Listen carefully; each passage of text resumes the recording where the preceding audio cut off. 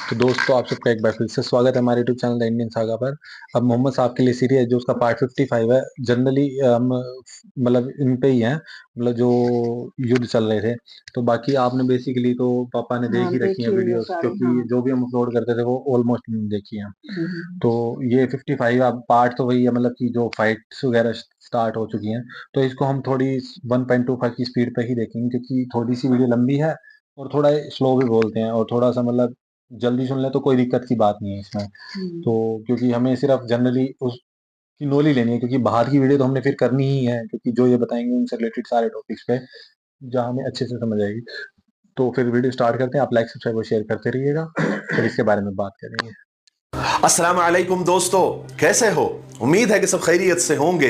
अल्लाह आप लोगों को ऐसे ही खुश रखे। सरकार दो आलम सल्लल्लाहु अलैहि वसल्लम की पूरी जिंदगी पर बनने वाली वीडियो सीरीज जिसका नाम मोहम्मद सबके लिए है सल्लल्लाहु अलैहि वसल्लम, आज उसका 55वां हिस्सा है, यानी पार्ट 55 है। थोड़ा हम रिकैप कर लेते हैं कि हमने 54वें हिस्से में क्या सुना।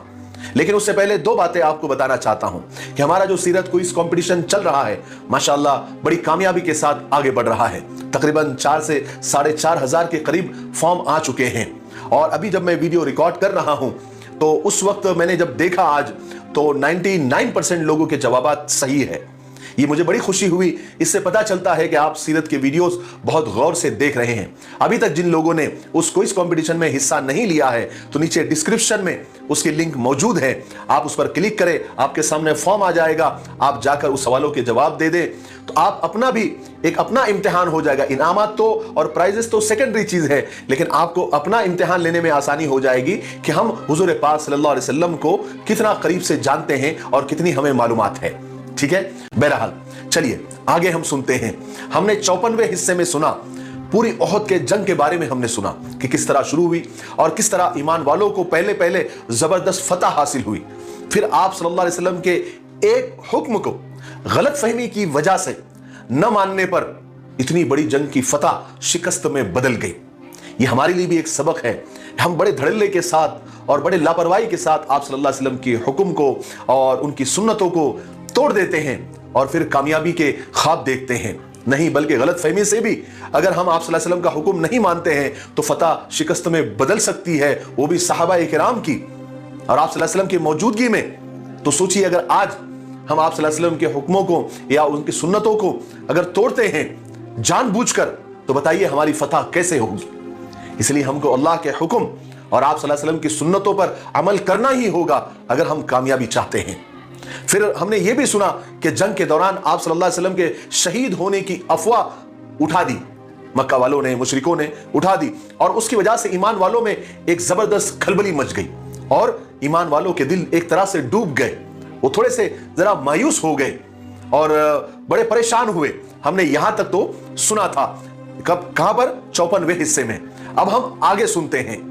चलिए आगे सुनते हैं। जब आप सल्लल्लाहु अलैहि वसल्लम की शहीद होने की अफवाह मुशरिकीन तक पहुंची, उनके हौसले बढ़ गए। उन्होंने खुशी खुशी मकतूलों में, यानी जो उन्होंने कत्ल किए थे, उनमें आप सल्लल्लाहु अलैहि वसल्लम को तलाश करना शुरू कर दिया। और मुसलमानों के दिल इस खबर के बाद लड़ाई से उखड़ चुके थे और अफरा तफरी में उनका कोई मरकज नहीं रहा था। वो रसूल पाक सल्लल्लाहु अलैहि वसल्लम से बिछड़ चुके थे और इस परेशानी और मायूसी के आलम में उन्होंने यानी इस खबर पर यकीन कर लिया था और वो मायूस और परेशान ही थे कि उन्होंने एक जबरदस्त आवाज सुनी। क्या आवाज सुनी? कि ऐ मुसलमानों, खुशखबरी सुनो, रसूल पाक सल्लल्लाहु अलैहि वसल्लम जिंदा है, हयात है, हमारे दरमियान मौजूद है। क्या था? इस खबर का सुनना था कि मुसलमानों में खुशी की लहर दौड़ गई, उनके उतरे हुए चेहरे खिल उठे। वो दौड़ दौड़ कर उस आवाज की तरफ जाने लगे। ये आवाज हजरत काब इब्न मालिक रजी अल्लाह तआला अन्हु की थी, क्योंकि वो इत्तेफाक से उस जगह से गुजरे थे जहां आप सल्लल्लाहु अलैहि वसल्लम और चंद सहाबा आप सल्लल्लाहु अलैहि वसल्लम के साथ मौजूद थे। उन्होंने दूर से देखकर ही चिल्लाकर मुसलमानों को पुकारा और खुशखबरी सुना दी। जैसे हजरत काब इब्न मालिक ने यह ऐलान किया तो आप सल्लल्लाहु अलैहि वसल्लम ने उन्हें फौरन खामोश रहने का इशारा किया, लेकिन तब तक मुसलमानों तक यह आवाज पहुंच चुकी थी, इसलिए फौरन ही सहाबा वहां आकर जमा होने लगे।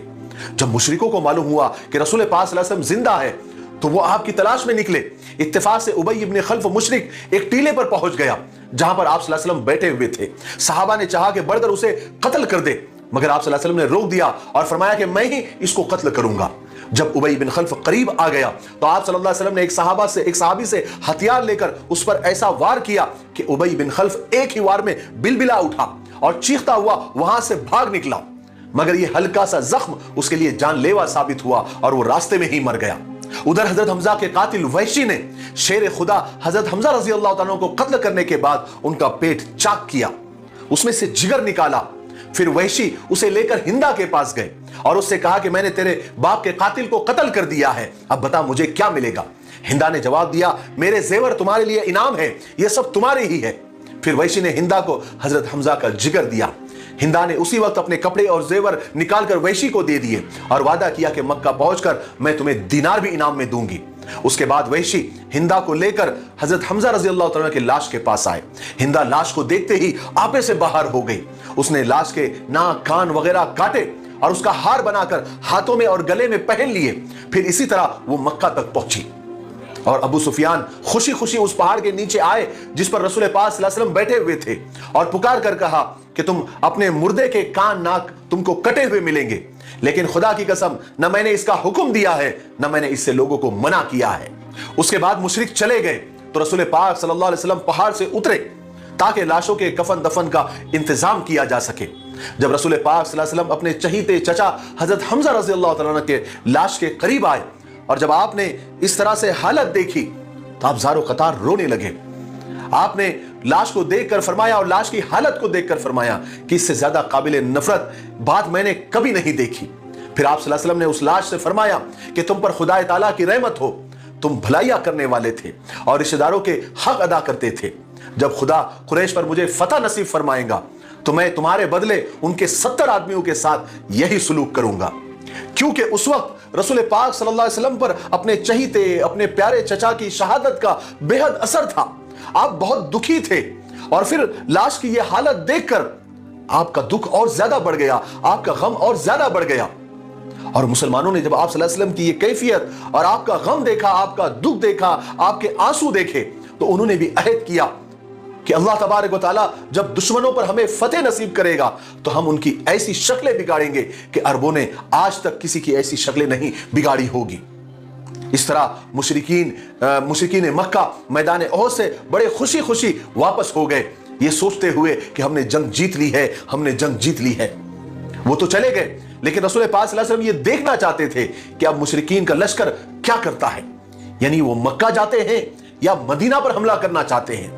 इसलिए उनके लश्कर के जाने के बाद आप सल्लल्लाहु अलैहि वसल्लम ने हजरत अली रज़ी अल्लाह तआला से फरमाया कि अली उनके पीछे जाओ और देखो वो क्या करते हैं, उनका इरादा क्या है। अगर वो ऊंटों पर सवार हैं और घोड़ों को हाँक रहे हैं तो समझो कि वो मक्का जा रहे हैं, और अगर वो घोड़ों पर सवार हैं और ऊंटों को हाँक रहे हैं तो समझ लेना कि वो मदीना जाना चाहते हैं। और उस जात की कसम जिसके कब्जे में मेरी जान है, अगर वो मदीना का रुख करते हैं तो मैं उनका पीछा करूंगा और उनका मुकाबला करूंगा। चुनांचे हजरत अली रजी अल्लाह तआला ने उनका पीछा किया और हजरत अली ने देखा कि मुशरिकीन ऊंटों पर सवार है और घोड़ों को हाँक रहे हैं। उससे मालूम हो गया कि वो मक्का जा रहे थे। हालांकि उन्होंने पहले इरादा किया था कि यहां से निकलकर यानी ओहद के मैदान से निकलकर वो मदीना पर चढ़ाई करे, लेकिन उन्हीं में से सफवान बिन उमैया ने उन्हें रोक दिया था, मना कर दिया था और कहा था कि ये ठीक नहीं है, अभी मदीना पर चढ़ाई मत करो, कहीं ऐसा ना हो जाए कि लेने के देने पड़ जाए। मुशरिकीन मक्का मैदान जंग से जा चुके थे और मुसलमानों को यह भी इत्मीनान हो गया था कि वो वापस मक्का ही जा रहे हैं। अब रसूल पाक सल्लल्लाहु अलैहि वसल्लम ने सहाबा को हुक्म दिया कि शहीदों की नमाज दफन कफन का इंतजाम करें। उधर सहाबा ने मैदान जंग में शहीदों की लाशें इकट्ठी करनी शुरू की। आप सल्लल्लाहु अलैहि वसल्लम ने सहाबा से फरमाया कि कोई है जो साद इब्न रबी को मेरे लिए तलाश करे कि वो जिंदों में है या मुर्दों में, और अगर वो तुम्हें मिल जाए तो उनसे मेरा सलाम कहना और उनसे पूछना कि रसूल अल्लाह ने पूछा है कि इस वक्त तुम अपने आप को कैसा पाते हो। यह सुनकर मोहम्मद इब्न मुसल्लमा उठे और उन्होंने कहा कि या रसूल अल्लाह, मैं आपके लिए उसको ढूंढूंगा। उसके बाद हजरत मुसल्लमा चले, उन्होंने हजरत साद को ढूंढ लिया। वो सख्त जख्मी हालत में थे और लेकिन अभी तक उनके अंदर थोड़ी सी जान बाकी थी। हजरत इब्न मुसल्लमा ने हजरत साद बिन रबी से कहा कि मुझे रसूल अल्लाह ने तुम्हें तलाश करने का हुक्म दिया है और हुक्म दिया है कि जाकर तलाश करो कि तुम जिंदों में हो या मुर्दों में हो, और सलाम भी कहा है। तो हजरत साद ने जवाब दिया कि रसूल अल्लाह से जाकर कहना कि मैं मुर्दों में हूं और मेरी तरफ से रसूल अल्लाह की खिदमत में सलाम का जवाब पहुंचाना कि साद बिन रबी कहता है कि अल्लाह ताला आपको हमारी तरफ से जज़ाए खैर अता फरमाए اور اپنی قوم تک بھی میرا سلام پہنچانا اور قوم کو یہ پیغام بھی دینا کہ سعد آخری وقت آخری دم یہ کہتا ہوا گیا ہے کہ اگر تمہارے ہوتے ہوئے رسول پاک صلی اللہ علیہ وسلم کو کوئی تکلیف پہنچی تو جان لینا اللہ کے یہاں تمہارا کوئی عذر قبول نہیں ہوگا۔ اتنا کہہ کر حضرت سعد بن ربیع کی روح پرواز کر گئی۔ حضرت محمد ابن مسلمہ رسول پاک صلی اللہ علیہ وسلم کے پاس آئے اور ساری بات سنائی۔ اس کے بعد آپ صلی اللہ علیہ وسلم سب صحابہ کے شہیدوں کی لاشوں کو تلاش کرتے رہے۔ حضرت حمزہ کی لاش تو ملی تو اس حالت میں ملی کہ ان کے ناک، کان، ہاتھ وغیرہ، پیٹ پھٹا ہوا سب ایسے ہی ملا، اور جنگ احد میں حضرت عبداللہ بن جہش بھی شہید ہوئے تھے، ان کی لاش بھی اسی حالت میں ملی کہ ان کے ناک، کان کٹے ہوئے تھے اور پیٹ پھٹا ہوا تھا۔ جب حضرت عبداللہ جنگ کے میدان میں پہنچے تھے تو انہوں نے اللہ تبارک و تعالیٰ سے یہ دعا مانگی تھی کہ اللہ مجھے دشمنوں سے لڑتے ہوئے شہادت نصیب فرما، پھر دشمن میری لاش کے ناک کان کاٹے اور کل قیامت کے دن جب تم مجھ سے پوچھے کہ تیرے ساتھ عبداللہ یہ سب کیوں ہوا اور کس نے کیا تو میں جواب دے سکوں کہ اللہ یہ سب تیرے لیے ہوا اور تیرے رسول کے لیے ہوا۔ اللہ تبارک و تعالیٰ نے حضرت عبداللہ بن جہش کی دعا کو قبول کیا، ان کو شہادت بھی ملی اور ان کے لاش کے ساتھ ویسا ہی برتاؤ ہوا۔ اس غزوے میں یعنی غزوہ احد میں کل 73 صحابہ یعنی 73 صحابہ شہید ہوئے، جن میں مہاجرین بہت کم تھے، باقی زیادہ انصاری صحابہ تھے۔ اس روز آپ صلی اللہ علیہ وسلم پر بہت زیادہ اثر تھا۔ آپ کو سب سے زیادہ اثر اور سب سے زیادہ غم اپنے چچا حضرت حمزہ رضی اللہ تعالیٰ کے لیے آپ بہت زیادہ غمگین تھے۔ جب آپ صلی اللہ علیہ وسلم نے ان کی لاش دیکھی اور ان کی یہ حالت دیکھی تو آپ کی آنکھوں سے زارو قطار آنسو بہنے لگے، یہاں تک کہ سرکار دو عالم صلی اللہ علیہ وسلم نے فرمایا اگر ہمیں صفیہ کا خیال نہ ہوتا تو ہم حمزہ کی لاش کو دفن ہی نہ کرتے بلکہ یوں ہی چھوڑ دیتے تاکہ ان کی لاش کو جانور کھاتے، پھر قیامت کے دن وہ انہی کی پیٹ سے اٹھتے تاکہ اللہ تبارک و تعالیٰ کو حمزہ کے قاتلوں پر اور زیادہ غصہ اور جوش آتا۔ اس کے بعد رسول پاک صلی اللہ علیہ وسلم نے حضرت حمزہ رضی اللہ تعالیٰ عنہ کی جنازے کی نماز پڑھائی اور دوسرے شہیدوں کی نمازیں کچھ اس طرح پڑھائی کہ ایک جنازہ حضرت حمزہ کے برابر میں رکھ دیا جاتا، آپ صلی اللہ علیہ وسلم ان کی نماز پڑھاتے، پھر دوسرے شہید کا جنازہ بھی حضرت حمزہ کے بازو میں رکھ دیا جاتا، پھر آپ نماز پڑھاتے۔ اس طرح ہر شہید کے ساتھ حضرت حمزہ رضی اللہ تعالیٰ عنہ کی نماز ہوئی۔ اس روز مسلمانوں کے پاس سب شہیدوں کو ڈھکنے کے لیے کپڑا بھی پورا نہیں تھا، یہی وجہ تھی کہ سر ڈھانکتے تو پیر کھل جاتے تھے اور پیر ڈھانکتے تو سر کھل جاتا تھا۔ اس لیے ایسے صحابہ کے سروں پر جب کپڑا ڈال دیا گیا اور پیروں پر گھاس ڈال دی گئی، بعض صحابہ کے لیے تو کپڑا بھی نہیں مل سکا تو دو کو ایک چادر میں ڈھک کر دفن کر دیا گیا۔ حضرت حنظلہ رضی اللہ تعالیٰ کی لاش غائب تھی، مل نہیں رہی تھی، بہت تلاش کے بعد ان کی لاش ایک جگہ ملی تو ان کی لاش سے پانی ٹپک رہا تھا، گویا ایسا لگ رہا تھا کہ ابھی انہوں نے غسل کیا ہے۔ رسول پاک صلی اللہ علیہ وسلم نے صحابہ کو بتایا کہ حنظلہ کو فرشتوں نے غسل دیا ہے، پھر فرمایا کہ ان کی بیوی سے پوچھو کہ آخر معاملہ کیا تھا، تو حضرت حنظلہ کی بیوی نے بتایا کہ شادی کی پہلی رات حنظلہ میرے ہی ساتھ تھے، لیکن جیسے ہی یہ صدا لگی، یہ آواز لگی کہ جنگ کے میدان میں مسلمانوں کی ضرورت ہے، فوجیوں کی ضرورت ہے، تو وہ فوراً تیار ہو کر مجھے چھوڑ کر نکل گئے اور مجھ سے کہا کہ اللہ نے چاہا تو جنت میں ملیں گے، اور جا کر بڑی بہادری کے ساتھ لڑتے ہوئے شہید ہو گئے۔ حضرت حنظلہ رضی اللہ تعالیٰ کا نام اس دن سے غسیل الملائکہ یعنی فرشتوں کے غسل دیے ہوئے پڑ گیا۔ بہرحال شہیدوں کے تدفین سے یعنی کفن دفن سے فارغ ہو کر رسول پاک صلی اللہ علیہ وسلم مدینہ تشریف لے گئے۔ مشرکوں کا لشکر احد کے میدان سے واپس ہو کر مکہ روانہ ہوا۔ چلتے ہوئے روحا کے مقام پر پہنچ کر ابو سفیان کی رائے پھر بدل گئی۔ انہوں نے سوچا کہ ابھی ہماری فتح مکمل نہیں ہوئی ہے، احد کے میدان میں ہم نے ضرور مسلمانوں کو شکست دے دی ہے، بہت سو کو قتل کر دیا ہے اور بہت سو کو زخمی کر دیا ہے، اس لیے میرے خیال سے اس وقت مسلمان پریشان بھی ہے اور تھکے ہوئے بھی ہے، اس لیے اگر ہم یہاں سے نکل کر سیدھا مدینے پر حملہ کر دیں تو ہماری جیت یقینی ہے، اور اس وقت مسلمانوں کی حالت بھی ایسی نہیں ہے کہ وہ ہمارا مقابلہ کر سکے۔ ابو سفیان کی اس رائے پر بہت سارے لوگ متفق بھی ہو گئے اور اس رائے میں بہت سارے اور لوگ بھی شریک ہو گئے اور انہوں نے مدینے پر حملہ کرنے کا ارادہ کر لیا۔ حالانکہ احد کی جنگ کے بعد رسول پاک صلی اللہ علیہ وسلم نے حضرت علی رضی اللہ تعالیٰ عنہ کو مشرکین کے لشکر کے پیچھے بھیجا تھا تاکہ وہ دیکھ کر آئے کہ ان کا کیا ارادہ ہے، یعنی وہ واپس مکہ ہی جا رہے ہیں یا مدینے پر حملہ کرنے کا ارادہ کر رہے ہیں۔ حضرت علی رضی اللہ تعالیٰ عنہ نے آ کر بتایا کہ وہ واقعی مکہ جا رہے ہیں، اور اس وقت سچ میں واقعی میں مشرکین مکہ ہی جا رہے تھے اور مکہ جانے کا ہی ان کا ارادہ تھا، مگر روحا پر پہنچ کر یعنی مقام روحا پر پہنچ کر ان کی رائے بدل گئی تھی، اور جب رسول پاک صلی اللہ علیہ وسلم ان کی طرف سے مطمئن ہو گئے تھے تب آپ نے شہیدوں کے کفن دفن کا انتظام کیا تھا۔ اس کے بعد آپ صلی اللہ علیہ وسلم مدینہ تشریف لے آئے، مگر یہاں آ کر بھی آپ صلی اللہ علیہ وسلم کو بار بار یہ خطرہ محسوس ہو رہا تھا کہ کہیں مشرکین راستے سے پلٹ کر نہ آ جائے، اور یہی بات اور یہی جو احساس تھا آپ صلی اللہ علیہ وسلم کو، اس خطرے کا جو احساس تھا وہ بالکل صحیح نکلا۔ رسول پاک صلی اللہ علیہ وسلم نے مدینہ پہنچ کر اگلے ہی دن یعنی 16 شوال سن 3 ہجری کو اعلان کر دیا کہ ہم اس وقت چین سے نہیں بیٹھیں گے اور ہم مشرکین کے لشکر کا پیچھا کریں گے، اور جو لوگ غزوہ احد میں شریک تھے صرف وہی لوگ ساتھ چلیں گے۔ اگرچہ اس وقت مسلمان بہت تھکے ہوئے تھے، تھک کر چور ہو گئے تھے، اور ان میں سے بہت سارے زخمی بھی تھے، ابھی جنگ سے واپس ہوئے تھے، مگر قربان جائیے صحابہ کی اطاعت پر رسول پاک صلی اللہ علیہ وسلم کا حکم سن کر وہ فوراً سب تیار ہو گئے، اور اس لشکر میں صرف وہی لوگ تھے جو غزوہ احد میں شریک تھے۔ صرف ایک صحابی حضرت جابر بن عبداللہ ایسے تھے جو احد میں ساتھ نہیں تھے، اور انہوں نے ساتھ چلنے کے لیے رسول پاک صلی اللہ علیہ وسلم سے اجازت لے لی تھی۔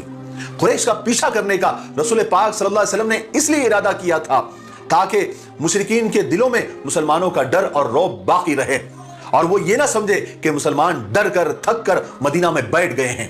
چنانچہ آپ صلی اللہ علیہ وسلم مدینہ سے روانہ ہو کر ایک جگہ آپ نے پڑاؤ ڈالا، اس جگہ کا نام حمراء الاسد تھا۔ یہاں رسول پاک صلی اللہ علیہ وسلم کی خدمت میں ایک شخص حاضر ہوا جس کا نام معبد ابن ابو خزائی تھا۔ یہ مسلمان نہیں تھا، لیکن یہ خود اور اس کا قبیلہ خزاعہ مسلمانوں کا دوست تھا، اس لیے جب اس نے جنگ احد کا حال سنا تو رسول پاک صلی اللہ علیہ وسلم کی خدمت میں خود ہی حاضر ہوا اور آ کر عرض کیا کہ محمد، خدا کی قسم آپ کو جو نقصان ہوا ہے احد کے میدان میں، اس سے ہم کو بہت زیادہ صدمہ ہوا ہے، اور ہم دعا کرتے ہیں اور ہم چاہتے ہیں کہ خدا آپ کو ان مشرکین کے شر سے آپ کو محفوظ رکھے۔ اس کے بعد معبد وہاں سے چلا گیا اور رسول پاک صلی اللہ علیہ وسلم حمراء کے مقام پر ہی ٹھہرے رہے۔ یہاں سے چل کر معبد قریش کے لشکر میں پہنچا جو روحا کے مقام پر ٹھہرا ہوا تھا۔ قریش کے لشکر کے سالار ابو سفیان نے دیکھا کہ معبد آ رہا ہے تو انہوں نے لوگوں سے کہا کہ دیکھو معبد آ رہا ہے، ضرور اس نے کوئی نہ کوئی خبر لائی ہوں گی۔ پھر معبد جب قریب آیا تو معبد سے پوچھا، ابو سفیان نے پوچھا کہ تم جس طرف سے آ رہے ہو معبد، وہاں کی کیا خبر لائے ہو؟ معبد نے جواب دیا کہ محمد اور اس کے ساتھی تمہاری تلاش میں نکلے ہیں، اور ان کے ساتھ ایک ایسا لشکر ہے جو میں نے پہلے کبھی نہیں دیکھا، اور ان میں سے ہر شخص تمہارے خلاف بھڑکا ہوا ہے، اور اس دفعہ محمد کے ساتھ وہ لوگ بھی ہیں جو احد میں نہیں آ سکے تھے، اور ہر ایک نے عہد کیا ہوا ہے کہ وہ تم سے لڑے بغیر اور تم کو سبق سکھائے بغیر واپس نہیں جائیں گے۔ ابو سفیان نے یہ سن کر کہا کہ معبد خدا تیرا ناز کرے، تو یہ کیا کہہ رہا ہے؟ معبد نے جواب دیا کہ خدا کی قسم میں بالکل سچ کہہ رہا ہوں، اور وہ تمہارے بالکل بہت قریب ہے اور ان قریب تم پر زبردست حملہ کرنے والے ہیں۔ ابو سفیان یہ سن کر کافی ڈر گئے اور گھبرا گئے۔ ابو سفیان نے کہا کہ خدا کی قسم ہم نے تو یہ ارادہ کر لیا تھا کہ ہم یہاں سے واپس مدینہ جائیں گے اور مسلمانوں پر ایک زبردست حملہ کریں گے تاکہ جو بھی بچے کچے مسلمان ہیں انہیں بھی ختم کر دے۔ معبد نے کہا کہ ابو سفیان یہ غلطی کبھی نہیں کرنا، میں اس سے تم کو منع کروں گا، کیونکہ وہ لوگ پوری تیاری کے ساتھ واپس لڑنے کے لیے حمراء الاسد تک پہنچ گئے ہیں۔ ابو سفیان حیران تھے کہ یہ لوگ یعنی مسلمان ایمان والے اتنی زبردست شکست کھانے کے باوجود، اتنے ساتھی قتل ہونے کے باوجود دوبارہ پھر سے تیار ہو کر اور لڑنے کے لیے ہم پر حملہ کرنے کے لیے آ بھی گئے اور حمراء الاسد تک بھی پہنچ گئے۔ اب ابو سفیان اور زیادہ خوف زدہ ہو گئے۔ فوراً پورے لشکر نے مشورہ کیا اور سب ڈر گئے، اور معبد نے جو جا کر خبر سنائی تھی اس سے تو اور زیادہ خوف زدہ ہو گئے۔ پورے لشکر پر خوف طاری ہو گیا اور سب نے مل کر یہ فیصلہ کیا کہ ابھی مدینہ جانا ہم کینسل کر دیتے ہیں اور ہم سیدھا مکہ چلے جاتے ہیں، اسی میں ہم سب کی خیریت ہے۔ چنانچہ ابو سفیان نے فوراً پورے لشکر کو مکہ کوچ کرنے کا حکم دے دیا، اور وہ سب لوگ جلدی جلدی وہاں سے بھاگ کر مکہ پہنچ گئے۔ رسول پاک صلی اللہ علیہ وسلم 3 دن تک حمراء الاسد پر آپ نے قیام فرمایا اور مشرکوں کا انتظار فرمایا۔ آخر معبد کا بھیجا ہوا آدمی آپ کی خدمت میں حاضر ہوا اور آپ کو اطلاع دی کہ ابو سفیان اور اس کا لشکر آپ لوگوں سے ڈر کر مکہ واپس چلے گئے ہیں۔ آپ 3 دن وہاں رک کر آپ بغیر لڑے ہی مدینہ واپس آ گئے، اور یہاں مدینہ میں تو منافقوں کی زبان بہت کھل گئی تھی، کیونکہ غزوہ احد میں مشرکوں کے ہاتھوں مسلمانوں کو زبردست نقصان جو اٹھانا پڑا تھا۔ منافق اس پر مسلمانوں کا مذاق اڑانے لگے تھے، انہیں برا بھلا کہنے لگے تھے، اور ساتھ ہی اپنی بڑائیاں بیان کرنے لگے تھے کہ اگر تم ہماری بات مانتے، مدینہ میں رہ کر ہی جنگ کرتے تو تم یہ نقصان نہیں اٹھاتے۔ منافقوں کا سردار عبداللہ بن ابی رسول پاک صلی اللہ علیہ وسلم کی شان میں بری بری باتیں کہتا تھا۔ غزہ کے طرح یہ لوگ رسول پاک صلی اللہ علیہ وسلم اور اسلام کے خلاف اور صحابہ کے خلاف زہر اگلتے رہے، مگر دل ہی دل میں یہ لوگ اچھی طرح جانتے تھے کہ ایمان والوں کو شکست نہیں ہوئی ہے۔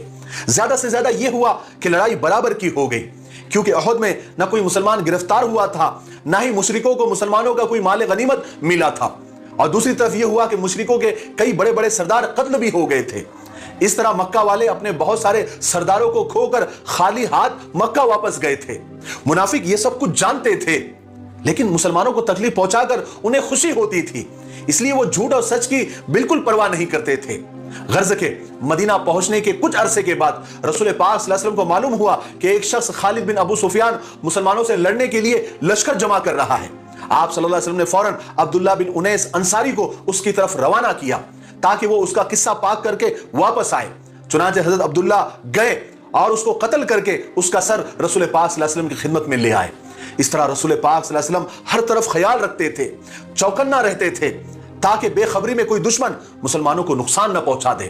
اور آپ صلی اللہ علیہ وسلم کو جب بھی معلوم ہوتا تھا کہ کوئی قبیلہ یا کوئی انسان یا کوئی شخص مسلمانوں سے لڑنے کے لیے تیاریاں کر رہا ہے، ایک تو آپ خود وہاں پہنچ جاتے یا کبھی صحابہ کی جماعت ان کی طرف بھیجتے تاکہ ان کی طاقت کو ختم کر دے۔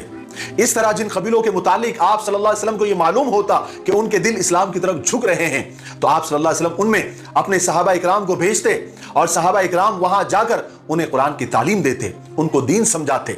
اسی طرح ایک واقعہ ہوا کہ غزوہ احد کے ایک دن کے بعد قبیلے ازل اور قارا کے کچھ لوگ آپ صلی اللہ علیہ وسلم کی خدمت میں حاضر ہوئے اور عرض کیا کہ یا رسول اللہ، ہمارے قبیلے کے لوگوں نے اسلام قبول کر لیا ہے، اس لیے آپ ہمارے ساتھ چند صحابہ کو بھیج دیجئے تاکہ وہ ہمیں دین سمجھائے اور ہمیں قرآن شریف بھی پڑھائے۔ چنانچہ رسول پاک صلی اللہ علیہ وسلم نے ان کے ساتھ 6 صحابہ اکرام کو بھیج دیا، جن کے نام حضرت مرسد، حضرت خالد بن بکیر، حضرت عاصم بن ثابت ابو الافلا، حضرت خبیب بن عدی، حضرت زید بن دسنا، حضرت عبداللہ بن طارق رضی اللہ عنہم اجمعین تھے۔ اور رسول پاک صلی اللہ علیہ وسلم نے اس جماعت کا امیر حضرت مرسد کو بنایا۔ صحابہ کی یہ جماعت ان آدمیوں کے ساتھ روانہ ہوئی۔ جب یہ رجی نام کے ایک مقام پر پہنچے تو اچانک وہ لوگ جنہوں نے ان صحابہ کو ساتھ لے گئے تھے وہاں جا کر انہوں نے اچانک دھوکہ دے دیا، دغا دے دیے۔ انہوں نے ایک دم شور مچانا شروع کر دیا اور قبیلے حزیل کے لوگوں کو بلا لیا تاکہ وہ مسلمانوں کو قتل کر دے۔ قبیلے حزیل کے لوگ آئے، ان کی تعداد 200 تھی۔ حزیل کے لوگوں نے ایک دم تلواریں لے کر صحابہ پر جھپٹے تو صحابہ سمجھ گئے کہ ہمیں دھوکے سے یہاں لایا گیا ہے، مگر اللہ کے یہ نیک بندے گھبرائے نہیں بلکہ انہوں نے بھی تلواریں نکال لی اور مقابلے کے لیے تیار ہو گئے۔ اگرچہ کہ مسلمان صرف 6 تھے اور مشرک 200 تھے، مگر جب انہوں نے تلواریں نکال لی تو وہ سمجھ گئے کہ یہ 6 آدمی بھی آسانی سے بس میں نہیں آنے والے ہیں، بلکہ نہ جانے وہ ہمارے کتنے آدمیوں کو ختم کر دیں گے۔ اس لیے انہوں نے مسلمانوں کو پھر دھوکہ دینا چاہا تاکہ انہیں لڑے بغیر گرفتار کر لیا جائے۔ انہوں نے کہا مسلمانوں سے کہ خدا کی قسم ہم تم کو قتل کرنا نہیں چاہتے، ہم تمہیں مکہ والوں کو بیچنا چاہتے ہیں تاکہ ہمیں کچھ مال مل جائے، اور ہم خدا کے نام پر عہد کرتے ہیں کہ ہم تمہیں قتل نہیں کریں گے۔ صحابہ پھر سمجھ گئے کہ یہ پھر ہمیں دھوکہ دینا چاہتے ہیں۔ چنانچہ حضرت مرسد، حضرت خالد اور حضرت عاصم بن ابو الافلا نے جواب دیا کہ خدا کی قسم ہم مشرکوں سے کوئی عہد نہیں کر سکتے۔ اس کے بعد ان تینوں نے بہادری کے ساتھ ان پر حملہ کیا، مگر وہ یہ صرف 3 تھے اور وہ 200 تھے، لیکن بہادری سے لڑتے ہوئے یہ تینوں بھی شہید ہو گئے۔ باقی کے صحابہ نے ان پر اعتبار کر لیا اور اپنے آپ کو ان کے ہاتھوں گرفتار کرا دیا تھا۔ ان شہیدوں میں حضرت عاصم بن ثابت بن ابو الافلا بھی تھے۔ یہ وہی حضرت عاصم ہیں جنہوں نے احد کے میدان میں ایک عورت سلافہ بنت سعد کے 2 لڑکوں مصافہ اور طلحہ کو قتل کیا تھا۔ اگر آپ کو پچھلا ویڈیو یاد ہے تو اس وقت سلافہ بن سعد یعنی اس عورت نے قسم کھائی تھی کہ جو بھی حضرت عاصم کا سر مجھے لا کر دے گا، یعنی میرے بیٹوں کے قاتل کا سر مجھے لا کر دے گا، میں اسے 100 اونٹ انعام میں دوں گی۔ ساتھ ہی اس عورت سلافہ نے یہ بھی قسم کھائی تھی کہ میں عاصم کے یعنی میرے بیٹے کے قاتل کے سر میں کھوپڑی میں شراب پیوں گی۔ تو حزیل قبیلے کے لوگوں کو سلافہ کی یہ قسم یاد تھی، اس لیے انہوں نے ارادہ کیا کہ عاصم کا سر لے جا کر سلافہ کو دے اور وہاں سے بھرپور انعام لے کر آئے۔ اور ادھر حضرت عاصم نے شہید ہونے سے پہلے اللہ تعالیٰ سے دعا کی تھی کہ اے اللہ، کبھی میں کسی مشرک کے بدن کو نہ ہاتھ لگاؤں، نہ کبھی کوئی مشرک میرے بدن کو ہاتھ لگا سکے۔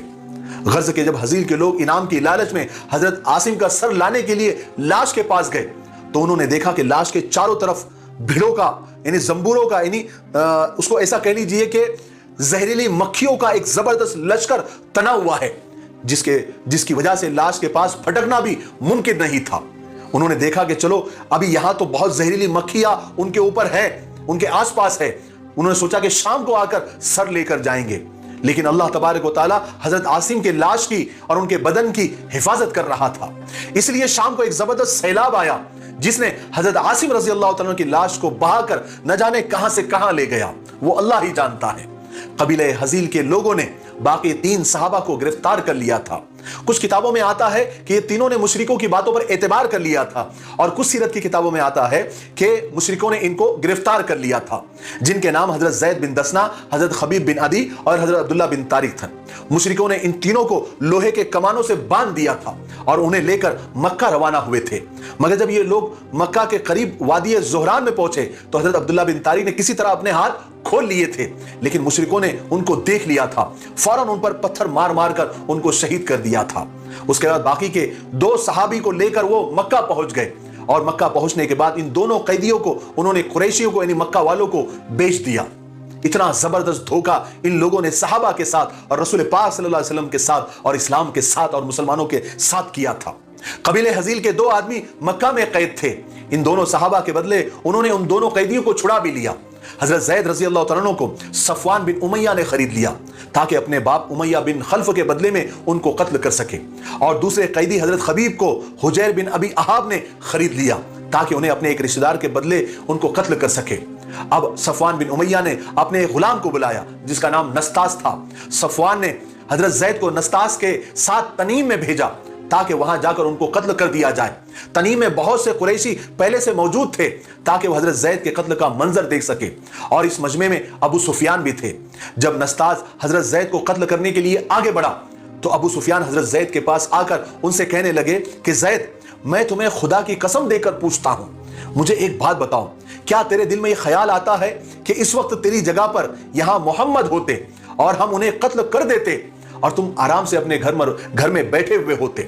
حضرت زید نے کہا کہ اللہ کی قسم، مجھے تو یہ بھی گوارا نہیں کہ محمد اس وقت جہاں بھی ہے، یہاں کی تو بات چھوڑ دیجئے، اس وقت محمد جہاں بھی ہے ان کو کانٹا بھی چبھ جائے اور ان کو تکلیف ہو اور میں اپنے گھر میں بیٹھا رہوں۔ ابو سفیان کو اس جواب سے بہت حیرت ہوئی۔ ابو سفیان کو یہ کہنا پڑا کہ میں نے آج تک ایسا آدمی نہیں دیکھا جس کے ساتھی انہیں اتنا چاہتے ہو جتنا محمد کے ساتھی محمد کو چاہتے ہو، ان سے اتنی محبت کرتے ہو کہ اس وقت جہاں پر وہ قتل ہو رہے ہو وہاں بھی وہ اپنے محبت سے پیچھے نہیں ہٹتے ہیں۔ اس کے بعد نستاس آگے بڑھے اور انہوں نے حضرت زید رضی اللہ تعالیٰ عنہ کو بے دردی کے ساتھ شہید کر دیا۔ یہی صفوان بن امیہ اور یہی نستاس جنہوں نے اس وقت حضرت زید رضی اللہ تعالیٰ عنہ کو صرف اس واسطے قتل کیا تھا کہ وہ ایمان والے تھے، مسلمان تھے۔ کچھ عرصے کے بعد یہ دونوں مسلمان ہو گئے تھے اور رسول پاک صلی اللہ علیہ وسلم کے صحابہ میں شامل ہو گئے تھے۔ دوسرے قیدی حضرت خبیب تھے، ان کو مشرکوں نے ایک کال کوٹری میں بند کر دیا تھا، نہ کھانے کو روٹی دیتے تھے نہ پینے کو پانی دیتے تھے۔ ان کا یہ ارادہ تھا، یہ نیت تھی کہ یہ بھوکے پیاسے تڑپ تڑپ کر مر جائے۔ جس شخص نے حضرت خبیب کو خریدا تھا اس کی ایک باندی تھی جس کا نام معاویہ تھا۔ ایک دن معاویہ نے کوٹری کھولی جس میں حضرت خبیب بھوکے پیاسے بند تھے۔ اس باندی کا یہ خیال تھا کہ ابھی تک تو بھوکے پیاسے یہ ختم ہو گئے ہوں گے، مر گئے ہوں گے، مگر جب اس نے حضرت خبیب کو دیکھا تو اس کی حیرت کی کوئی انتہا نہیں رہی، کیونکہ وہ اچھے خاصے ہی نہیں تھے بلکہ ان کے ہاتھوں میں انگوروں کا ایک بڑا سا خوشہ تھا اور وہ اس کو کھا رہے تھے، حالانکہ یہ انگوروں کا موسم بھی نہیں تھا۔ قتل سے پہلے حضرت خبیب نے اس باندی سے استرا مانگا تاکہ وہ اپنے بال وغیرہ صاف کر سکے۔ باندی نے استرا لا کر دیا۔ اسی وقت اس باندی کا ایک چھوٹا سا بچہ کھیلتا ہوا حضرت خبیب کے پاس پہنچ گیا۔ حضرت خبیب نے اس بچے کو اپنے گود میں بٹھا لیا۔ یہ دیکھ کر وہ عورت ڈر گئی کیونکہ اسے خیال ہوا کہ کہیں یہ قیدی اپنے بدلے میں اس بچے کو قتل نہ کر دے۔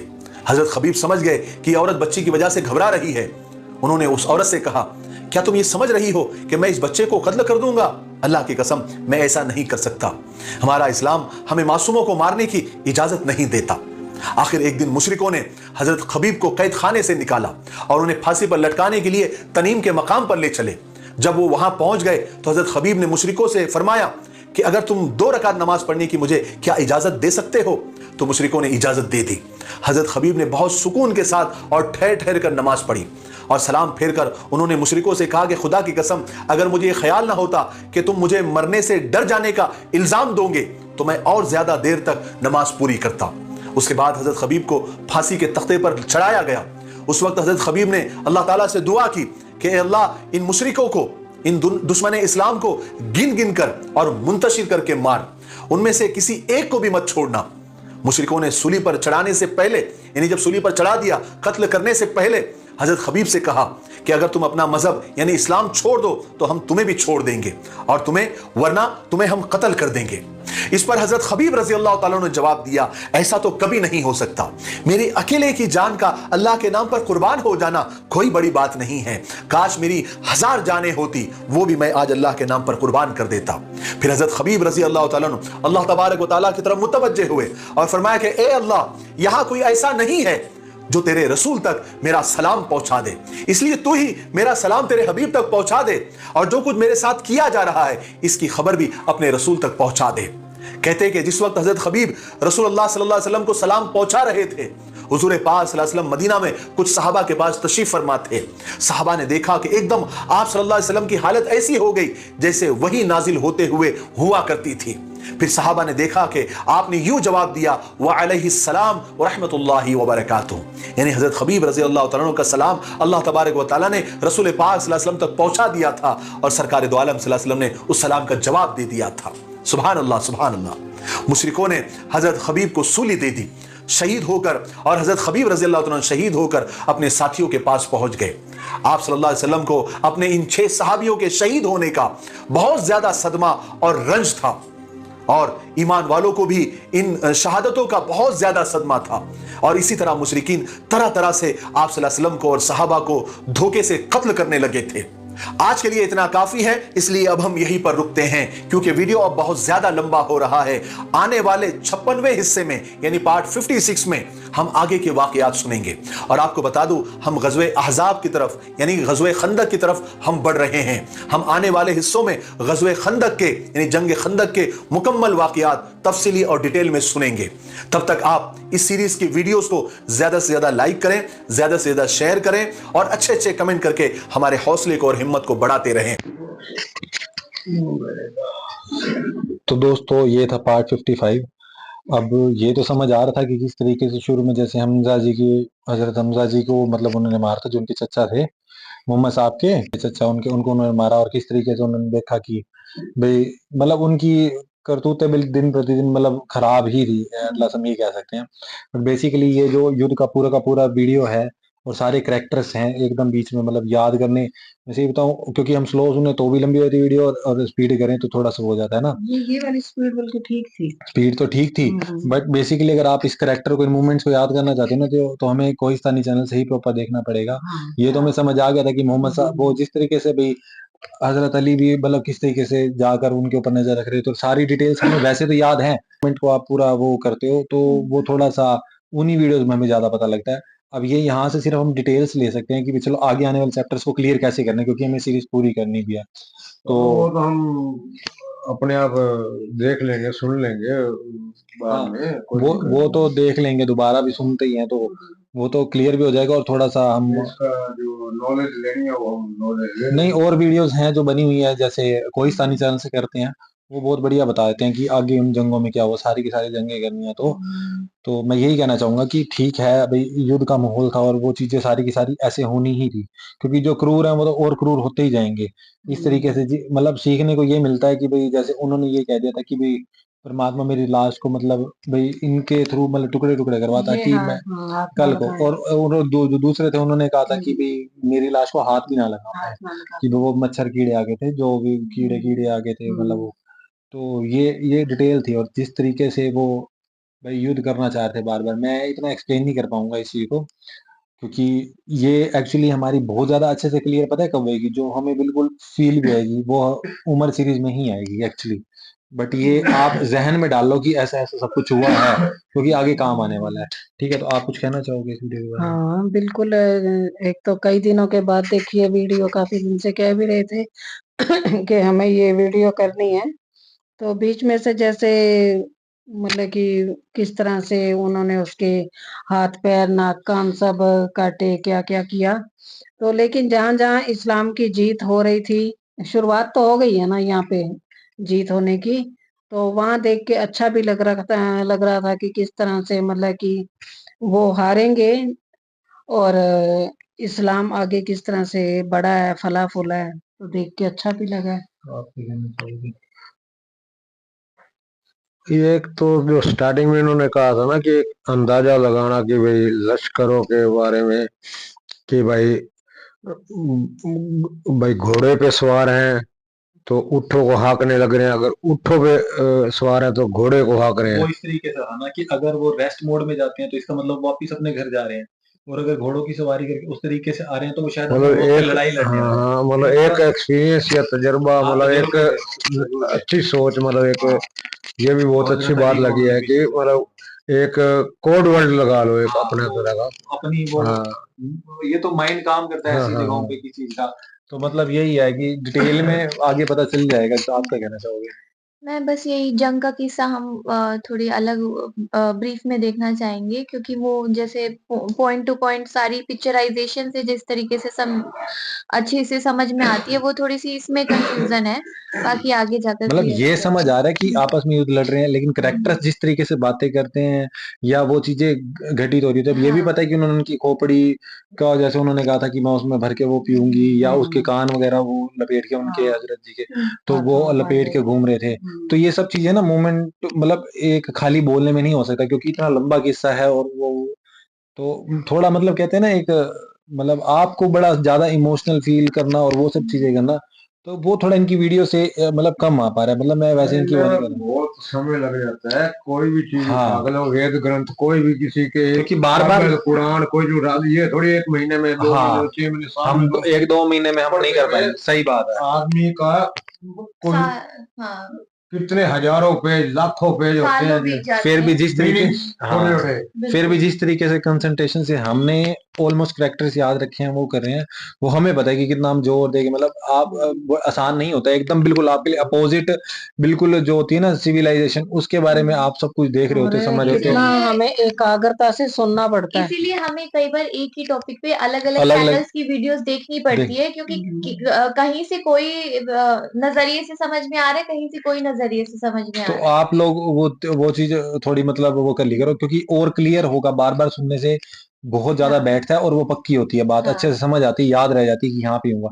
क्योंकि ये चीज ये मैं इतना क्लियर इसलिए कह रहा हूँ कि हम ये इसलिए नहीं सुनते कि बस सुन लिया और वीडियो बना दी और अपलोड कर दी, इसके लिए नहीं है। मतलब मेरे को ये, हमें ये होता है कि अब सुन नहीं रहे हैं, हम टाइम भी दे रहे हैं, तो वो चीज अगर हमें याद ना रही, इन फ्यूचर हमारे काम ना आई, तो फिर फायदा क्या? बिल्कुल। इसीलिए अगर हम इस टॉपिक पर एक दो वीडियो और बनानी पड़ेगी, क्योंकि फाइट्स हैं आगे की सारी, सारे पूरा करेक्टर है उसके बाद तो। अच्छा मेरे को एक और बात भी कहनी थी कि खिलाफत की वीडियो है पूरी, जो कोहिस्तानी जी की पूरी 1 घंटा कुछ मिनट की है, तो वो हम करेंगे खिलाफत का दौर, मतलब टोटल वो जो आगे का है ना, मोहम्मद साहब के बाद का भी, उसमें क्या हुआ, जितने भी ये सारे बने थे खलीफा बने थे, और उसके बाद जो जो कैसे कैसे प्रॉब्लम्स आई, वो सब चीजें उसके अंदर आ जाएंगी, तो वो करना भी जरूरी है, वो भी अभी कर लेंगे। बाकी उमर सीरीज अब देखेंगे ना, वो एक तरह से जैसे हम सीरियल्स देखते हैं उसके हाँ अकॉर्डिंग हो जाए। पिक्चराइजेशन हाँ अच्छा वो होगा फिर उसका। सारा का सारा क्लियर हो जाएगा। और मैं आपको एक बात और कहना चाहूंगा कि मैंने रिसेंट में देखा था, मुझे पता नहीं था इन चीजों का कि यूट्यूब पे भी होती है। किसी ने मुझे जैसे 40 40 रुपीज के, वो जनरली एक बंदा कई बार चेक करता है, तो उसके अंदर आए हुए थे। बट बेसिकली मैं उसको अभी क्लिप आपके साथ जोड़ दूंगा, दिख जाएगा आपको, वो मुझे अच्छा लगा काफी। वो वो पता नहीं सेंड उसके अंदर होता है, कुछ गिफ्ट के अंदर होता है। तो मैंने उस पर क्लिक किया तो 40 40 रुपीज दो। तो मैं उनका आपको शेयर करूंगा कि उन्होंने भेजा था, वो काफी अच्छा लगा, मतलब वो प्यार था एक तरह से। बट शेयर किया मुझे बहुत टाइम बाद, अभी मैं रिसेंट में कर रहा था तो मुझे तब दिखा। तो वो आपका बहुत बहुत थैंक्स। आपका नाम मैं अभी शेयर भी कर दूंगा जैसे स्क्रीन पे होगा। तो ये प्यार ही होता है, इसको हम आशीर्वाद कहते हैं। मतलब एक तरह से हम कहीं जाते हैं, वो प्रसाद मिलता है ना, तो इसको हम आशीर्वाद कह देते हैं। तो आप सबकी ब्लेसिंग दुआ आशीर्वाद ही है। तो यही कहना चाहूंगा। तो नेक्स्ट हम इनकी वीडियो और कहीं से क्लियर करेंगे बहुत अच्छे से, ताकि अच्छे से समझ आए। इसको सुनना सिर्फ जहन में उतारना ही हो जाता है कि हाँ हाँ ऐसे ऐसे चल रहा था सब कुछ। तो फिर मिलते हैं जल्दी नेक्स्ट वीडियो में। लाइक सब्सक्राइब और शेयर करते रहिएगा, इतना काफी है।